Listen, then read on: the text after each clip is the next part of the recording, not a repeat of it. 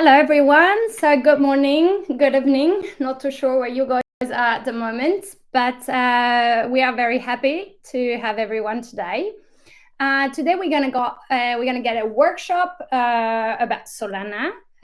So I know this is very important for many of you. I hope you guys have started building and got into a lot of bugs, but we'll be here to help you.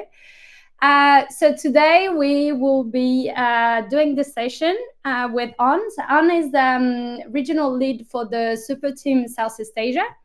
So please introduce yourself, and then we're gonna go through the workshop. And during the workshop, please ask any question you want. I will make sure that I write them down, and then we can go through it with On if once it's finished.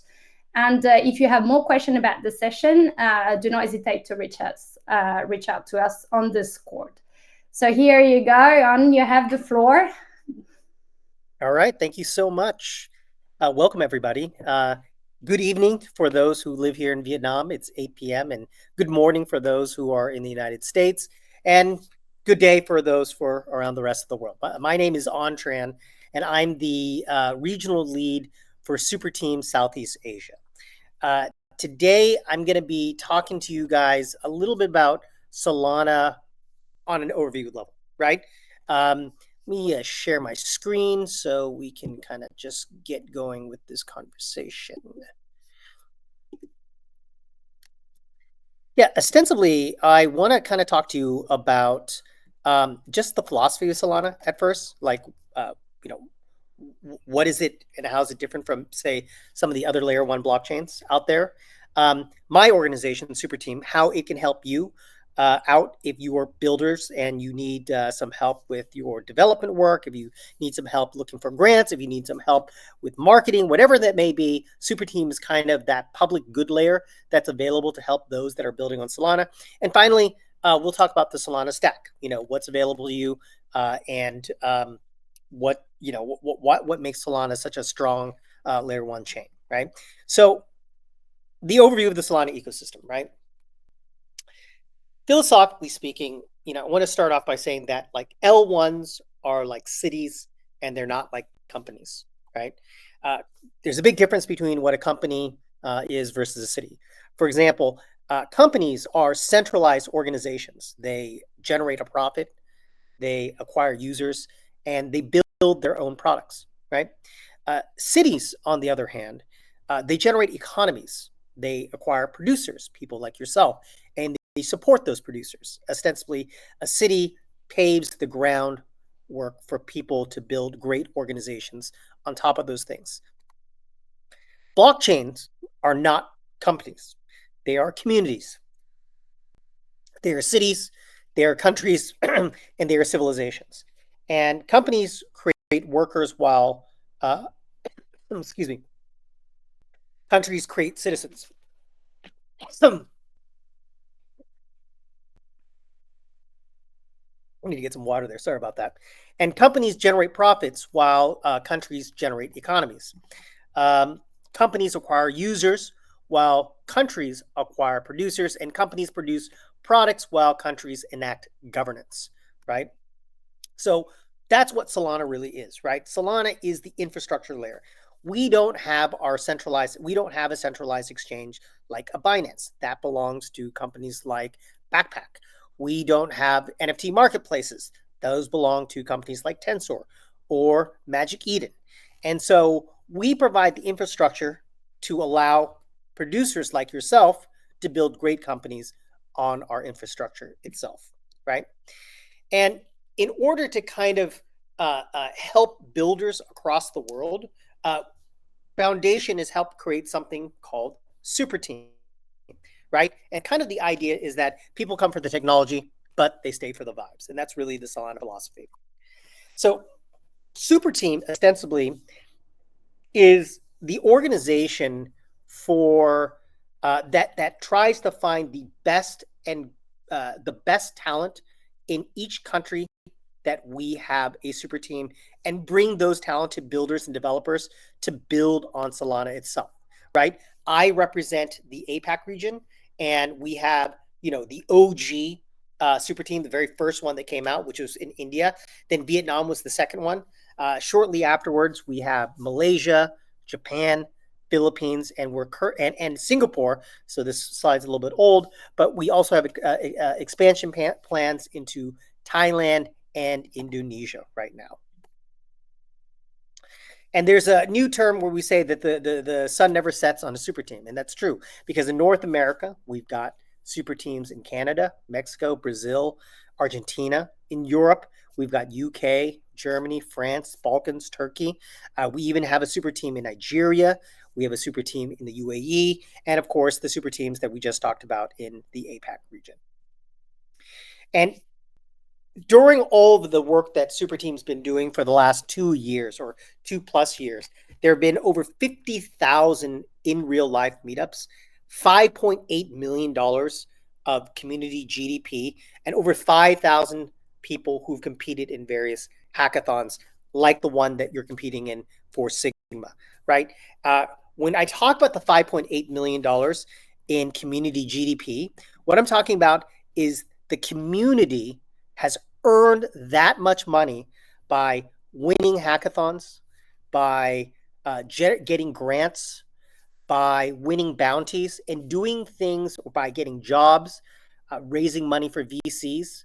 So this is the money that has been generated by people who've gone through the various super teams, right? And so if you live in any one of these countries where we have a super team, reach out to your local super team and ask them to come to an event, come to a luncheon, come to a mixer, participate in a technical workshop, host a technical workshop, host your own luncheon. Our job is to provide the resources for you to build great companies. And Superteam is essentially that layer that goes out and looks for the great developers and helps them build those companies.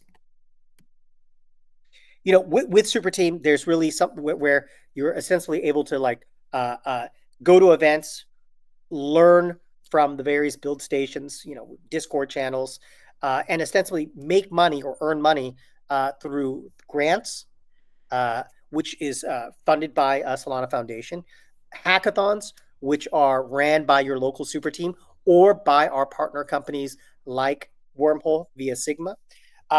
Get into accelerator programs through our fast track program. So we're partnered up with about a dozen different accelerators, from Coliseum to Alliance DAO to Orange DAO to Compass. And you can essentially go to our website, superteam.fun, to find the various accelerators that we're partnered up with and be able to apply for those programs by saying that you're a Superteam member, right? And finally, the most important thing for a lot of you is it's also a great way to find a job in the ecosystem, because we also have a job board that has a bunch of open jobs that people are looking to hire folks from. Now onto the technology stack, right? So our mission is that to make Solana as a decentralized blockchain built to enable scalable, user-friendly apps for the world. This is the infrastructure to fundamentally change the digital world into a user-owned and operated platform. The problem that we see is that scalability is the biggest factor preventing markets from leveraging blockchains to power their economies. So Solana is built for mass adoption, and we focus on cost, speed, experience, and security, right? So right now, Solana has 4,500 nodes all over the world. Over 315 billion transactions are processed, and the fees on average are less than 1/10 of 1 penny, and the confirmations are usually less than 1 second, with slot times as fast as 400 milliseconds, right? And how's that affected the landscape, right? If you kind of follow the news, especially crypto news and things like that, what you'll see today is that Solana, the chain, transacts the most number of NFTs in terms of volume, has the most number of DEX transactions to date, and the most amount of stablecoin in terms of volume, and some of the highest value tokens in the ecosystem, especially in this last year, right? And so how do we do all of this, right? How do we focus on those various things, right? So one is scalability. Solana is the world's most used blockchains. There are more daily transactions than all other chains combined, and it is a leading in payer fees amongst all of the major blockchains there are out there. Speed is also extremely important. And when we talk about speed, we are talking about sub-second finality to match the user experience that people find from Web 2 applications. Finality measures how quickly users can be confirmed on a blockchain network. And once you get to the point where we're indistinguishable from a Web 2 application, that's really when you could say that blockchain has come to its own. And Solana is probably the only blockchain right now that gets even remotely close to that. We're also a leader in decentralization and security, meaning that we also have the highest Nakamoto coefficient of any of the major blockchains, right? So with 1,983 validators, we have a Nakamoto coefficient of 31, which means that we're higher security through better decentralization. One of the things that we're probably really proud of right now is the fact that we have something called local fee markets, right? So it's localized fee markets that offer cost predictability and efficiency by isolating congestion, right? This is important to you because as you're building your application, you want to make sure that your application itself is not affected by heavy congestion on the networks. So fees scale proportionally to the demand for that specific state, not everywhere all at once, meaning that even if demand soars in a particular dApp, gas prices and other dApps aren't going to be affected by it, which is very important when you want full decentralization and having millions and millions of applications working at the same time. Cheap is also extremely important, right? So speed and price makes all the difference in terms of the chain that users will gravitate towards, right? So Solana is the cheapest network with the most predictable fees. Regular user transactions are almost free even during peak transactions, right? Unlike some of our EVM friends, Solana's fees don't ever remotely get in above a penny or, with some of these other chains, above $1 per transaction. Some more kind of information on the cost competitiveness of Solana. So Solana is the cheapest network with the most predictable fees. Regular user transactions are almost free during peak usage. Here's another chart with respect to the NFT mint costs. So devs can mint 1 million NFTs for just under $1,000 today, right? That's literally impossible on Ethereum and Polygon if you look at this chart.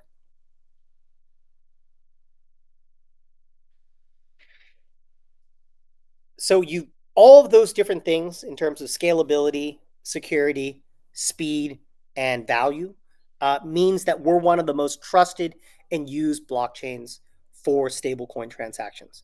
So monthly stablecoin volume is over $2.4 trillion in May of 2024, representing 2/3 of the entire stablecoin market. We're trusted by multiple reputable stablecoin issuers across the globe, representing 10 plus currencies like Circle, Tether, USDC, Ondo, Euro. And our chain's been approved by the issuance by the New York Department of Financial Services, Paxos, right? Not only that, we're the most trusted and used blockchain for stablecoins. And this is just more of a chart on the numbers. One of the partnerships that I want to talk about is that most recently, I think a lot of you guys have heard that we announced a partnership with PayPal. So PYUSD on Solana is basically is issued on Solana via Paxos, right? With token extension and confidential transfers, transfer hooks, and more. That's the kind of the reason why PayPal, this global giant, is using Solana. Visa has been doing a test, and the acquired settlement of USDC is on Solana at T+0. So it allows basically for instantaneous settlements of transactions that you would need to be able to scale and be available for everybody on a global place, right? One of the examples of something we've done with Solana Pay is when we shipped our Solana Mobile Chapter 2, right?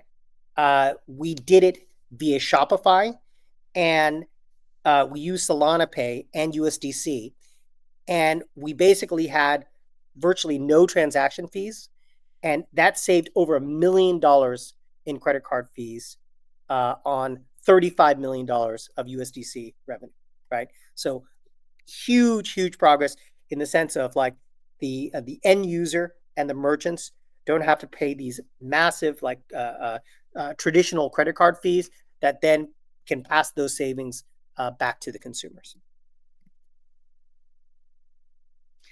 The next 100x performance is FireDancer. So it's another independent validator client being developed by Jump Crypto. It's the first chain after Ethereum, or Solana will be the first chain after Ethereum and Bitcoin to have a second validator client. And so I don't know if a lot of you guys were at Breakpoint, but we did. This is now in live beta, and it's making a huge difference into basically increasing the speed and efficiency of Solana's network itself. So today, the validator diversity looks like this, right? Most validators in Solana run on open source Rust code by Solana Labs. Jito is an MEV optimized fork of the Labs validator, and approximately 50% of the Solana runs in Jito. And Jito shares many of the same components as the Labs client. But ideally, in the future, there's no single, we're going to have a lot more diversity when FireDancer comes into play. And so there won't be any more single points of failure in the entire stack. It's built by independent teams using different languages and at least 4 fully independent validators. So essentially no single implementation with greater than 33% of the stake, thus making it more decentralized and extremely secure, right? One of the cool new pieces of the technology that have been built on Solana is something called token extensions. So token extensions was built in collaboration with a lot of big institutions. And token extensions unlock that rich native functionality designed for complex behaviors, right, without compromising security or scalability. So there's things like transfer fees, transfer hooks, permanent delegates, mint close authorities. But one of the coolest things right now is something called confidential transfers, right? The irony is that everything is more secure on the blockchain, and it becomes immutable, and it becomes security is an important thing. But the problem with the blockchain is that it's kind of open, right? Everybody can kind of see each other's transactions on chain, right? So that makes it difficult for banks to use the blockchain unless there's something that can kind of hide, and that it can be still secured in the blockchain, but the transfers and the dollar amounts that are being transferred between, let's say, a bank to a customer or a customer to a different customer can be confidentially kind of hidden away from view while maintaining the same security. And so that's kind of what token extension is for. So confidential transfers. You could also create things like non-transferability of tokens. Meaning that you could create certain types of rules behind your tokens. So all of these different kind of tools are now making the blockchain a lot more compatible with people that need to use tokens for things like banking, healthcare services, etc. Right? And so this is something that's kind of very unique to Solana's tech stack that other chains just don't have.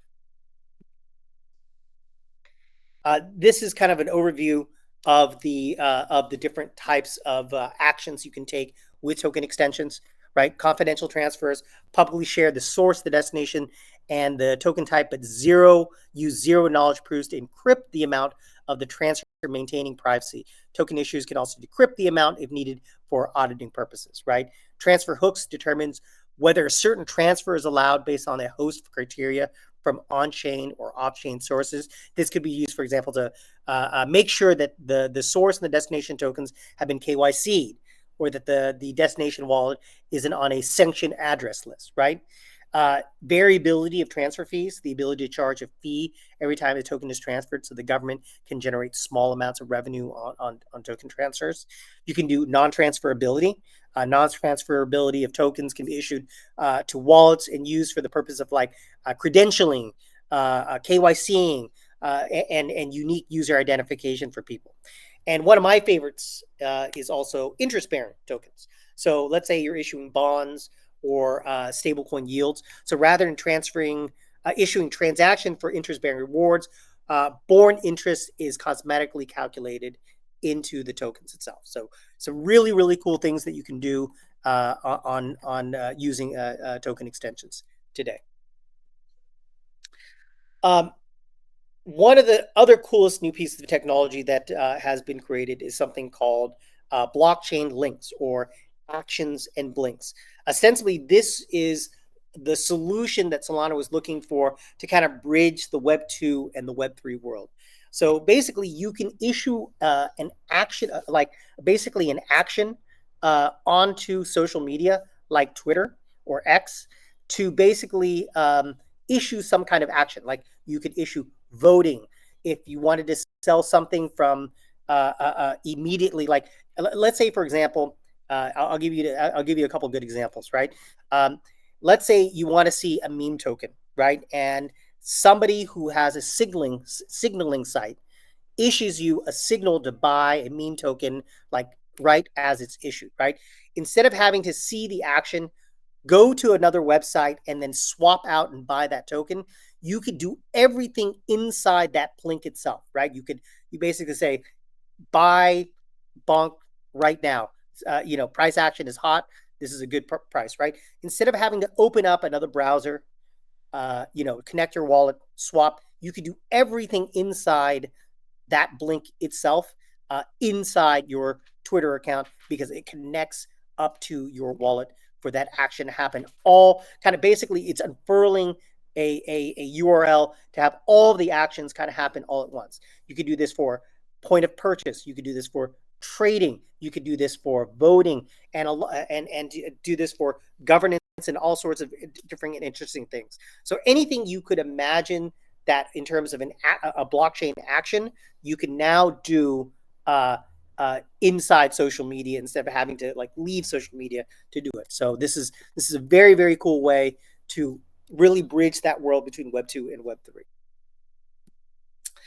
And finally, the last part I want to really talk about is a little bit about Solana games, right? So these are kind of some of the OG games we have out there, like Star Atlas, Orrery, Steppen, and some of the up-and-coming games like Honeyland, Photo Finish. But what I really want to talk about today is really the games tooling, right? So,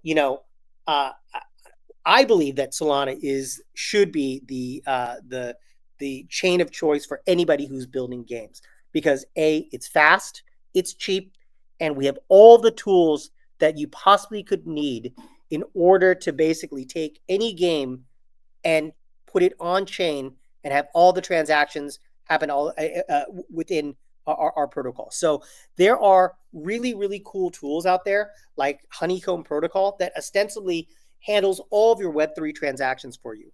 It allows you to basically tokenize your characters, your in-game assets, and it all happens simply with their protocol. And you can use them. There's also Magic Block and there's GameShift. But all of these things basically stitch together the use of a wallet, a marketplace, payments on ramp and off ramps, token launch infrastructure, and even e-commerce inside one single protocol. So you either use Honeycomb or like a toolkit aggregator like GameShift, which was actually created by Solana itself, right? So that's ostensibly the kind of overview from Solana, beginning with our philosophy to what we do here at Superteam, and Solana's kind of tech stack on a kind of a grand 50,000 feet view of the world. So thank you for your time, and if you have any questions, please let me know.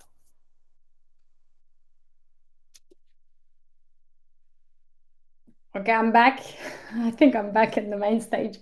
All right, so any of you had any question? I don't think it was, okay, here we have one. Can you read it? Can you say it? Yeah. Okay, I'm sorry. Let me have another drink of water. Apologies, that was a lot of talking.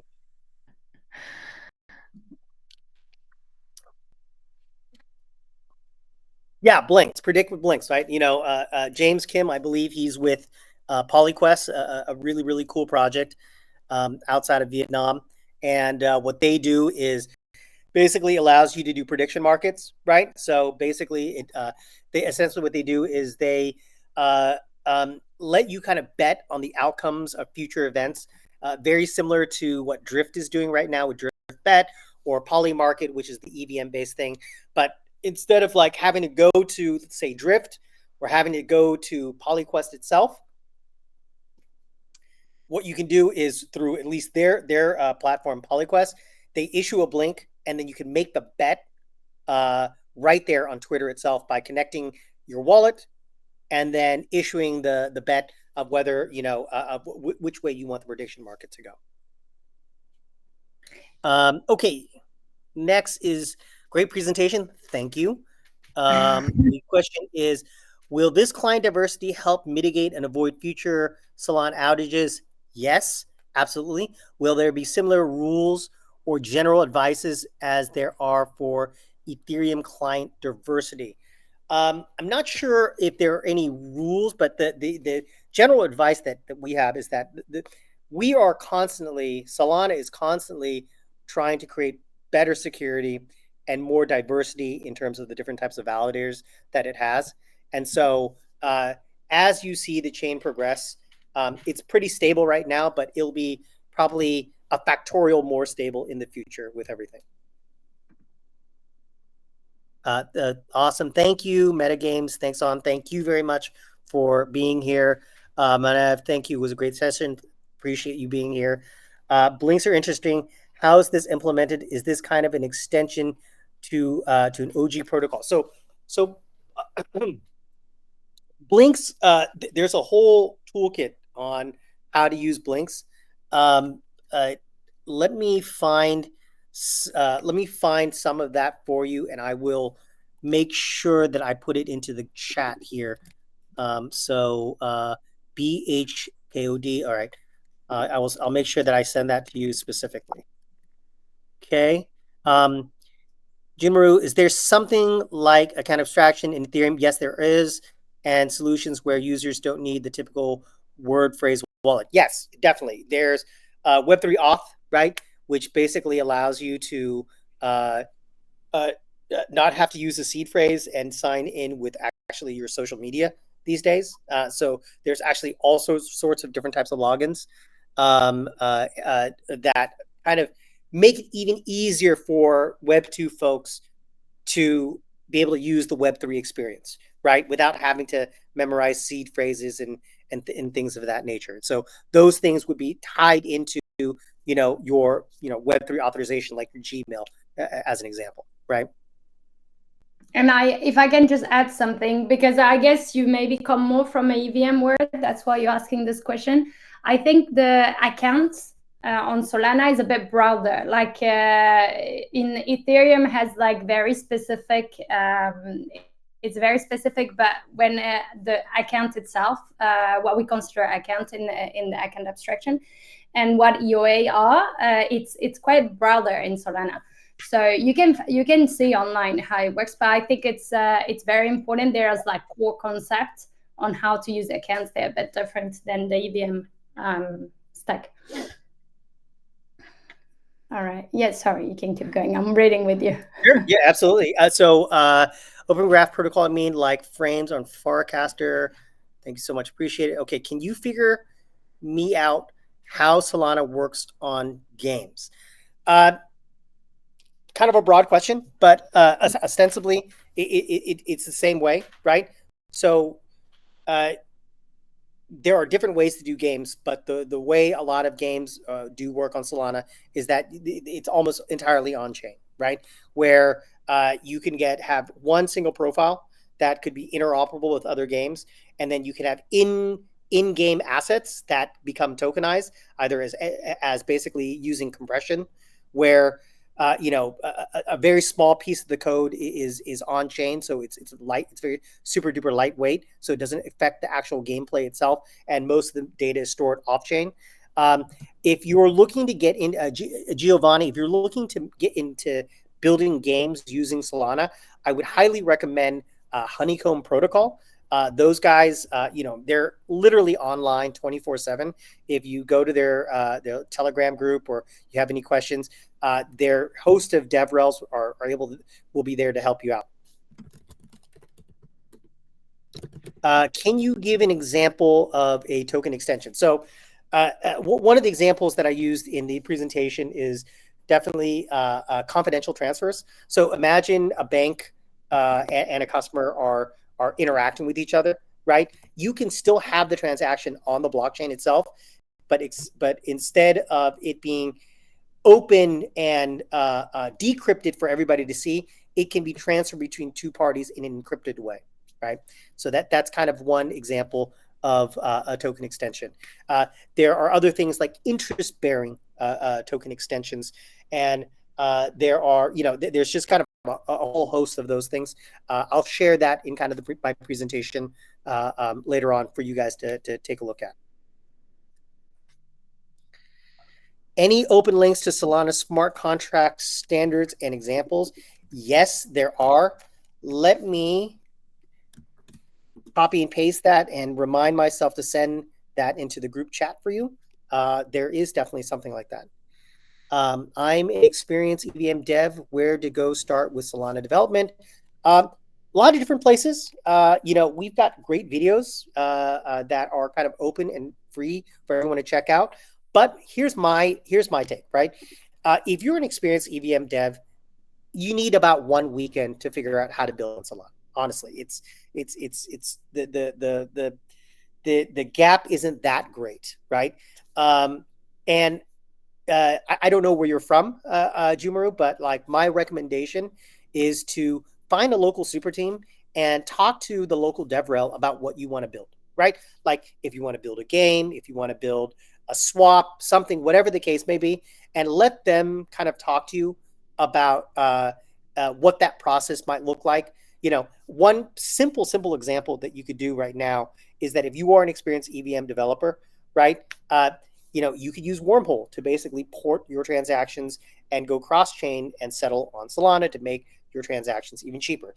So there's a bunch of different ways in which you can kind of tackle that.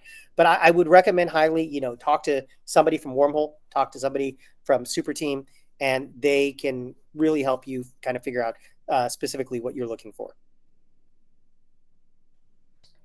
I just wanted to add as well that it's very common for us to have actually a developer that come from different ecosystem, because that is the core idea of being an interrupt solution, right? So we come across a lot of integrators. They actually are EVM developer, and they might need help to do certain things on Solana and vice versa, or on Sui, whatever. So it's very common we come across this situation, and I think what is very cool when you start working with Interrupt is that you can actually learn about another ecosystem through Wormhole, right? Like through the whole experience. Actually, you start to pick some concept, and it happens a lot that people get interested in another language or another way to develop, like a different way to set up contracts and so on, just because they have to use both sides, right? So I think it's also something we try in our resources. So if it's something, for instance, because all of you are builders, right? And you're going to build something during this hackathon. If it's something that you feel that we don't do enough in our documentation, let's say there is not enough example that display Solana. There's too many example with EVM from EVM to Solana, but not from Solana to EVM. Like, this kind of things, it's also very good feedback for us. Because if you are EVM developer, but at the end you may be, okay, you're not a Solana developer, but you should be able to settle some trade. Like you should be able to go through Wormhole and just like pick a few concepts and make it happen. So yeah, any feedback that you guys have, you can always leave it to us for sure. Yeah. As sponsor of the hackathon, what kind of applications are you looking for and how to be eligible for it? Is porting TO Solana transactions onto Solana sufficient? I would say, just generally speaking, applications that do well make the user experience better for everybody, right? So one of the coolest things that Wormhole does is it makes the world smaller and more efficient, right? If you're the average user and you just like dog coins, right? So you want to trade Doge, Shiba, Bonk, with, right? You don't really care that your wallet, right, your decentralized wallet is you're trading EVM, USDC, EVM, USDT, right? You just want to swap and you want to get those tokens because you believe in those things, right? And so what we would love to see is making the experience seamless so that people that like EVM meme coins and like Solana meme coins can seamlessly trade and swap with those things in a way that doesn't require you to go from one wallet to the next wallet, and all of that happens through Wormhole's messaging system. Yep, I think any more question, anyone? I think there is, maybe, let me check in the QA. I don't know. Yes, that's a bit of a broad question, but is like in blockchain in general, is there something that needs to be fixed, or do you have an idea what we can address? So basically, what kind of problem do you think this ecosystem, Solana in particular, should address to solve some of the broader problem we have? That would be the question, I think. I mean, how about you guys? What do you think these guys should be kind of looking for in the hackathon? What kind of projects would you, from the Wormhole Foundation, like to see? Yeah, for us is different because using Wormhole will mean that you obviously need to go multi-chain, right? Like, so there's no, not that everything has to be multi-chain, but obviously the end goal here is that we can go from one ecosystem to another, and we really believe that this is something that's going to have to happen sooner or later. So it's still definitely a challenge. I mean, there's a lot of challenge in interop, right? But I mean, I guess with Solana in itself, you see so many use cases that are not necessarily cross-chain. And I think what can be addressed as a problem, once again, like, would you use your application? Sometimes it's good to ask that to yourself, like some people build stuff. Would you actually use it? Do you see any type of use case in your everyday life? And if you work in crypto and live, use crypto, and would you actually use your application? A lot of people, sometimes they're like, kind of, but if you're not even going to use it yourself, probably not other people will use it. Like, sometimes it's a good way to start, I feel. But yeah, I don't know in the broad. I think you're right in the sense of, like, we try to teach people that don't be a solution in looking for a problem, right? Like, find the problem first and then build your solution around that, right? And look inwards, right? If you're a developer, do you have anything that's preventing you from doing your work that a cool blockchain solution could be able to solve for it? That's how all great projects kind of are built. You find the problem first, then you kind of say, okay, here's the problems that I see today. But if I basically if I find a solution to those problems, then what kind of market am I opening up for myself, right? And because, okay, so I got my problem, I've got my opportunity. So where's my solution? What's the elegant way to kind of solve these problems? So start thinking like that. Don't start with your solution. Start with your problem. Figure out what that problem unlocks in terms of an opportunity for you, and then come up with the solution that should tackle the problems that you've listed out for yourself. Yeah, I think it's a really good one. All right. Thank you so much, On, for the session. It was very cool. I hope you guys learn a lot about Solana. I think we have a upcoming session coming with Sui. So sorry, that's the reminder. Yeah, we're gonna go from Solana to another ecosystem very soon. If you guys need anything from On or from any super team, don't hesitate to write to us on the Discord. Where can people find the contact of all the super team in the world? Like, can they find that on a website? Yep, absolutely. So you guys can go to here, right, and find the different Twitter accounts from all the super teams, and there's like 18 of us nowadays. Yeah, that's cool. Yeah, so like do that, and I think it's a very good way. Like often I find that when you need to learn something or you want to build, it's good to have someone that hold your hand a little bit at the beginning. So it's always appreciated. All right, we do a small break, and we'll be back very soon. Thank you again for Hey, your work. thanks a lot for your time, guys. Appreciate it. See you soon, guys. Bye.